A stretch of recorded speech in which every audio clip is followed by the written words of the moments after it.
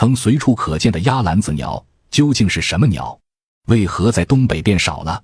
在东北有一种小鸟，人们亲切地叫它鸭篮子鸟。这种鸟体型不大不小，刚好介于鸽子和麻雀之间，羽毛色彩和麻雀有几分相似，头顶上还翘着一撮帅气的羽冠。每当它在山间飞翔，仿佛能轻松穿越缭绕的蓝雾，这景象既浪漫又富有诗意，也因此得了个鸭篮子的雅称。这种小鸟生活习性与其他许多鸟类不同，它们喜欢在地面活动，巢穴也巧妙地隐藏在草丛之中。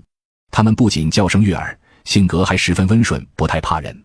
更难得的是，它们从不会故意去偷吃粮食，这些特质让它们深受人们喜爱，尤其是养鸟爱好者的青睐。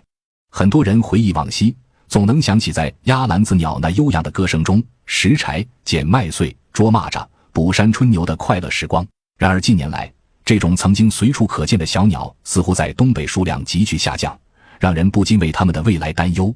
实际上，所谓的鸭篮子鸟其实是凤头百灵。